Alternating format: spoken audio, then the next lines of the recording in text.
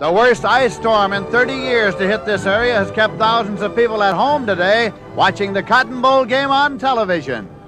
Hello, everybody. I'm Lindsey Nelson with Paul Horning here in Dallas.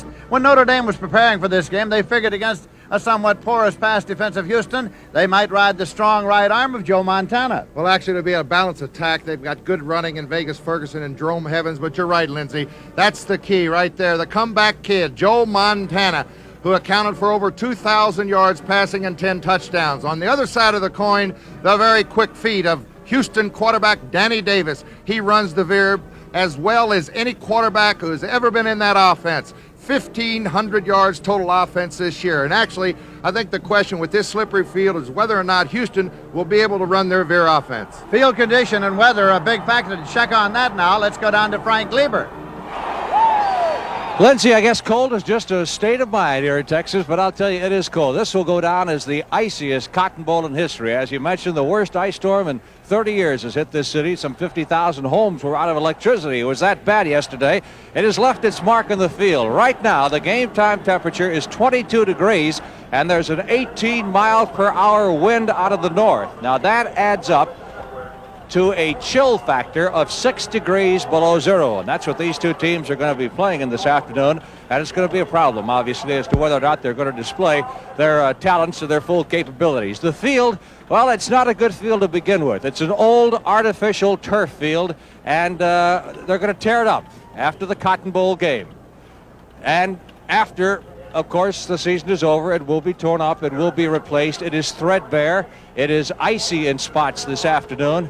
And, well, one of the big problems the teams are going to have, what they're going to wear. And we did check with both equipment managers, and both teams have decided on this type of shoe. This is called the Gripper. It is a shoe designed for artificial turf and for a wet artificial turf surface. That's what we have right now. Now, it is conceivable that it could freeze before the afternoon is out. And one thing that may be significant is the fact that Houston has packed cleats, and they could change to cleats if necessary at halftime. Notre Dame has not brought along any cleats, so they'll have to stick with this Gripper type shoe for the remainder of the afternoon. The crowd is still filing in here at the Cotton Bowl. The game officially is a sellout, but nevertheless, chances are we're going to have well below a sellout in attendance this afternoon. We're talking to Wilbur Evans. Wilbur's been the executive director of this game for, well, 34 years. He's seen 34 Cotton Bowl games, and he has retired last year, and he said this is probably the worst conditions that he's ever seen for a Cotton Bowl game, and the only one that he could actually compare to this would go back to 1947. That year, Arkansas played LSU. Y.A. Tittle was playing quarterback, as a matter of fact, for LSU. And that game wound up a 0-0 tie. The temperature has been cooler in the past for Cotton Bowl games. We've had it down in the teens, but we've never had the combination of the ice and the wind and the chill factor, which right now, as we said, is 6 degrees below zero. Both teams have prepared in Dallas for, well, Notre Dame has been down here now for 10 days getting ready for this game. Houston has been here for just 4 or 5 days. Ironically, it's been a very, very mild fall and winter so far here in Dallas, and it didn't turn cold until Saturday. You probably noticed that during the CBS telecast of the Dallas Cowboys game with the Atlanta Falcons. The precipitation didn't fall until Saturday night, but this city is completely in ice right now, and a good many people are without power, without electricity. The teams are coming on the field, as you can see behind us. The Fighting Irish of Notre Dame with their head coach, Dan Devine. They'll be in white this afternoon. And the Houston Cougars, the Southwest Conference champions, will be in red. And everybody will be chilly. There is no question about that. There's going to be a lot of slipping and sliding going on the floor of the turf here as 1979 gets underway in Dallas, Texas. It's a lot chillier in this part of the country, we understand, than it is up in New York and probably in even parts of Alaska. Snow flurries started to fall here within the last hour here at the Cotton Bowl, but the prognostication is for the weather to clear later on in the day, and the temperature probably will get down to something like 7 or 8 degrees in Dallas tonight. It should stay around the 20 mark for most of the afternoon, and as we said, there's a good possibility that the field may freeze before this ball game is out. Whether that affects Notre Dame more than it affects Houston remains to be seen. It'll be a test for both teams, really, to survive this 1979 Cotton Bowl game. It's the 43rd Cotton Bowl in history, and as we said, it will go down certainly as one of the chilliest. Fans trying to keep themselves warm with virtually everything at their disposal, and it is not easy at all this afternoon because that wind is brisk. It is out of the north as we await the arrival now of the Houston Cougars. The Fighting Irish are on the field. We'll have the invocation and the toss of the coin momentarily, and here come the Cougars and their head coach, Bill Yeoman.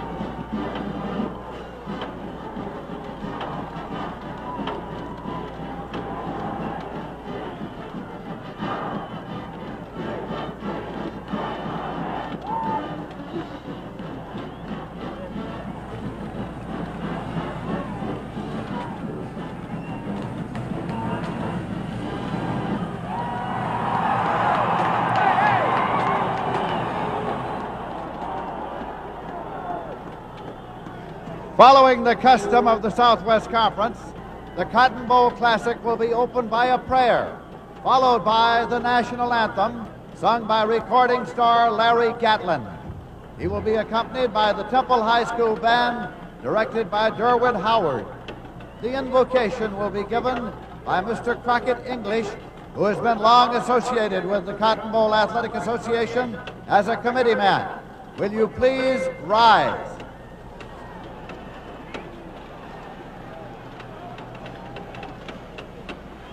Good and everlasting God, hear our prayer of praise and supplication.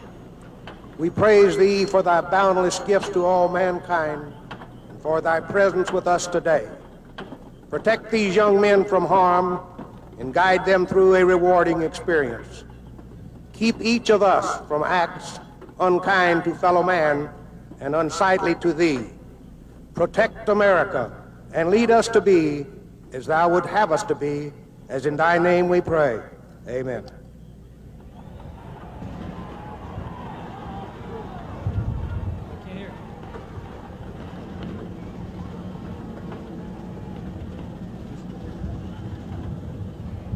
Oh, say, can you see by the dawn's early light what so proudly we hailed at the twilight's last gleaming, whose broad stripes and bright stars through the perilous fight o'er the ramparts we watched were so gallantly streaming, and the rocket's red glare, the bombs bursting in air, gave proof through the night that our flag was still there. Oh, say, does that star-spangled banner yet wave o'er the land of the free and the home of the brave?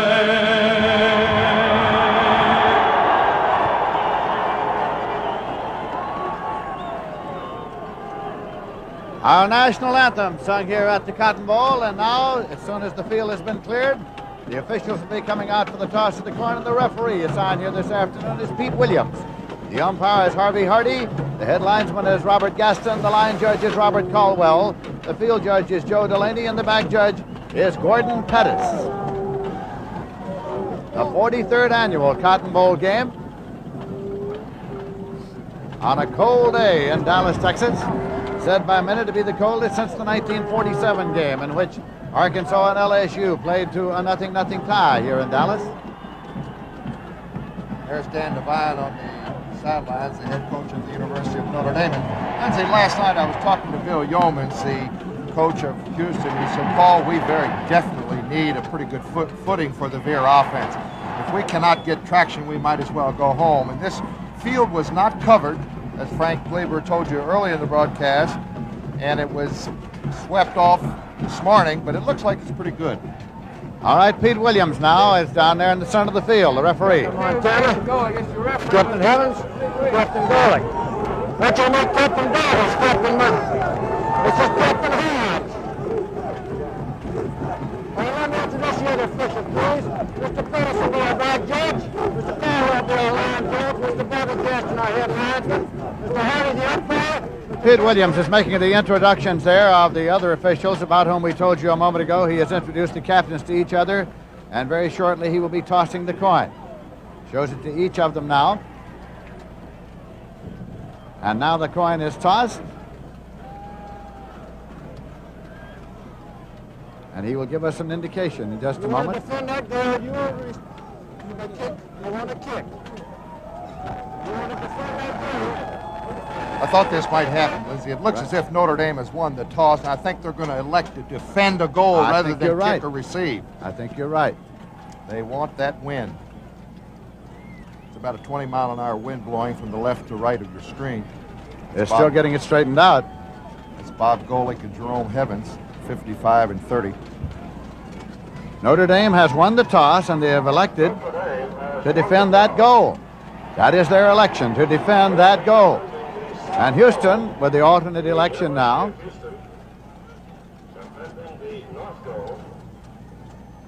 is electing to kick off. Absolutely. Then it might have made a little mistake there, Lindsay, because the wind, as I said, we've got a 20-mile-an-hour wind blowing from left to right. So Notre Dame will be going against the wind in the first quarter.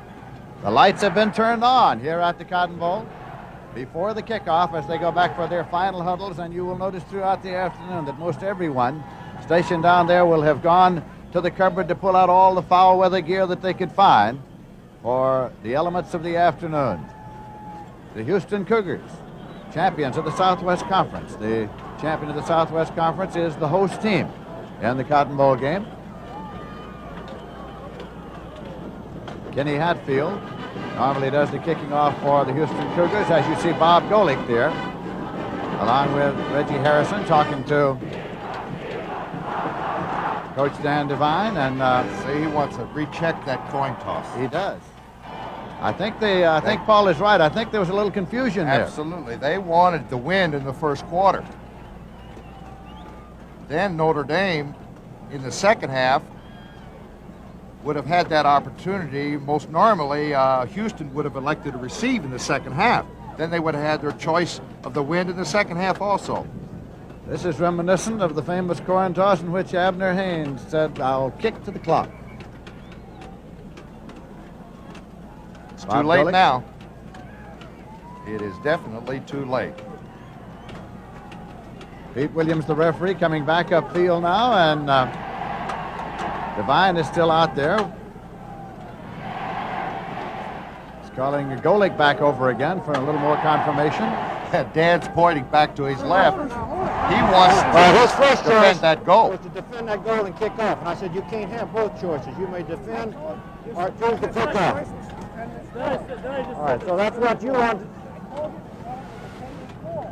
That's the first thing he said. Then he said, then I said, you will receive.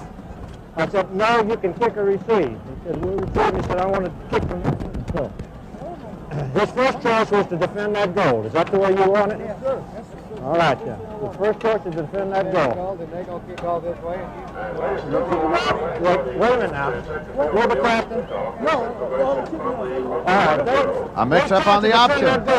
You got this goal, you may kick or receive. Now we're going to go over again. Let me get that straight right now. Bob Golick apparently told the referee he would defend the north goal and kick off, and the referee said you can't do both. You get one option, so which will you do? So then he took goal, and now Houston has the alternate option. Kick from this end. We're going this way. All right, now. Up. Okay. His first choice was, I want to defend that goal, and I turned to him and said, you want to kick or receive? And he says, I want to defend that goal and kick.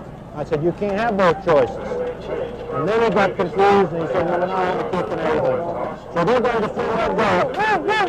I don't blame Bill Yeoman right here. No, they're going to defend. You have a choice to kick or receive. Okay. He says we'll kick. Notre Dame was teeing the ball up, and they had Steve Seachy out there to kick, and that is he right there. But Bill Yeoman said no. Notre Dame is going to defend the north goal. Well, the confusion came in when Bob Golick, he was listening to the instruction of the referee. He wanted to defend a certain goal, and he also wanted to kick, and you cannot have both options. All he would have to say is, we want to defend this goal and let Houston make up its mind. Oh, but that's too simple. That's Paul. too simple, right? Remember Abner Haynes for I the do. old Dallas Texans? I do. Sudden death for Hank Stram's team. Said we'll kick to the clock. To kick off. So they're kicking off.